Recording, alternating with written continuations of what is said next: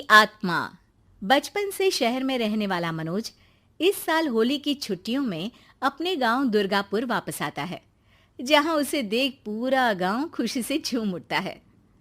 जब गया था तब इतना सा था और अब देखो कितना बड़ा हो गया है।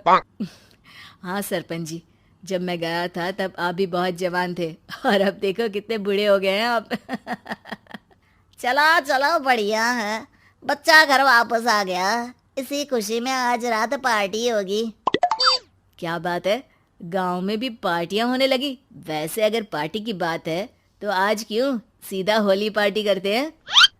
होली पार्टी की बात सुन चहल पहल में अचानक सन्नाटा छा जाता है, जिसे देख मनोज को कुछ अजीब लगता है। लेकिन तभी सरपंच बात पलट देता है। अब बहुत देर हो गई, चलो सब अपने घर चलो, पार्टी के बारे में कल सोचेंगे। मनोज भी मम्मी पापा के साथ घर आ जाता है, पर होली पार्टी और उस पर पूरे गांव की खामोशी वाली बात अभी तक उसके जहन से निकलती नहीं। पापा, होली पार्टी की बात पर सब चुप क्यों हो गए थे? अरे होगी उनकी कोई अपनी बात। मुझे गांव की पंचायत ही थोड़ी पता है। थक गया हूँ, चलो सो जाते हैं, कल बात करते हैं।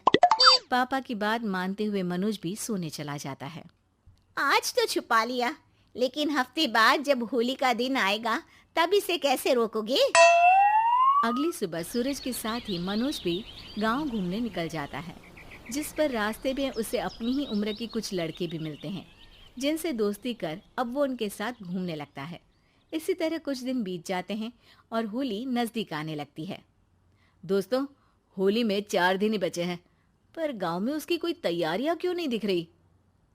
क्योंकि यहाँ होली नहीं मनाई जाती। अरे पर ऐसा क्यों? वो राजा भूषण। अरे तुम 4 दिन के लिए आए हो, क्या इतना सोच रहे हो? चलो कुछ खाने चलते हैं। इसी के साथ एक बार फिर होली की बात को टलते हुए देख मनोज को शक होने लगता है। वो घर पहुंचते ही इंटरनेट पर अपने गांव और राजा भूषण के बारे में जानकारी निकालने लगता है। क्या? मुझे आज तक ये नहीं पता था। ऐसा कैसे? किसी ने मुझे कुछ बताया क्यों नहीं? सारी जानकारी लेने के बाद मनोज गांव वालों या अपने मम्मी पापा से कुछ पूछे बिना खुद ही उसकी सच्चाई के बारे में छानबीन करने लगता है, जिसके चलते वो राजा भूषण की हवेली में पहुंचता है। वाह, क्या हवेली है यार! पर क्या यहाँ सच में कोई भूत है? हेलो भूत जी, कोई है क्या? हम इस साल गांव में होली सेलिब्रेट कर रहे हैं, क्या आप उस पर थोड़ा इंटरव्यू देंगे? मनोज के ऐसा बोलते ही गांव में तूफान उठ जाता है और हवेली में रखी सारी चीजें हिलने लगती है। एक अदृश्य शक्ति मनोज को धक्का देकर हवेली से बाहर निकाल दरवाजा बंद कर लेती है। ये सब देख मनोज हैरान रह जाता है। क्या अभी मुझे हवा ने धक्का देकर बाहर निकाल दिया? मेरे होते हुए इस गांव में कभी होली नहीं मन सकती, इसलिए दोबारा ऐसी कोशिश भी मत करना, अंजाम बुरा होगा। आवाज सुन मनोज हैरानी से इधर उधर देखने लगता है, पर उसे कोई दिखाई नहीं देता। वो गांव वापस आ जाता है, जहां तूफान की वजह से सब कुछ तहस महस हो चुका होता है। आखिर ये तूफान आया कैसे? ना ऐसा कोई मौसम था और ना ही हमने होली का त्योहार मनाने की बात की थी। सरपंच की बात पर कोई रिएक्शन दिए बिना मनोज चुपचाप अपने घर चला जाता है। इस तरह देखते ही देखते होली का दिन भी आ जाता है और मनोज रंग लेकर गांव में निकल जाता है, लेकिन गांव पूरी तरह खाली होता है।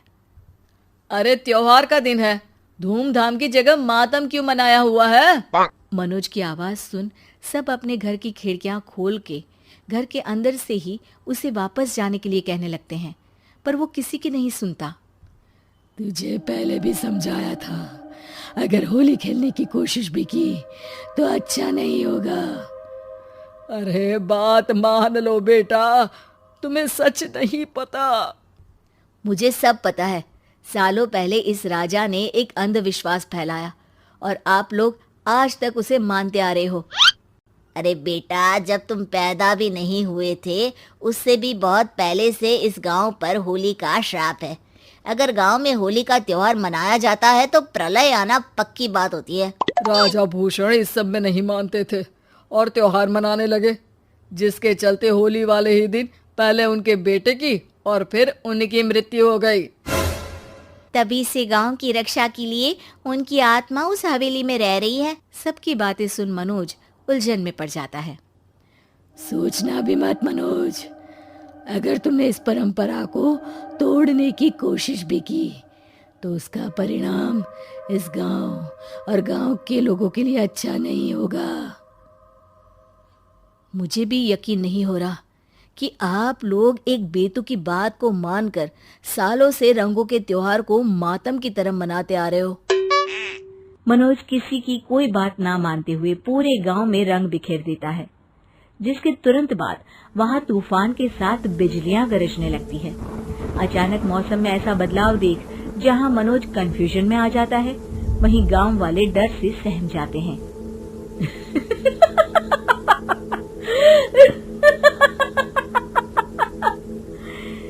इस लड़के ने हमारे जैसे सिर्फ अपने स्वार्थ के लिए नहीं बल्कि पूरे गांव की खुशियों के लिए यहाँ होली मनाई है, जिस वजह से अब इस गांव पर होली का श्राप टूटता है। ऐसा बोलकर राजा का भूत वहां से गायब हो जाता है, जिसके बाद गांव के लोग धूमधाम से होली मनाते हैं।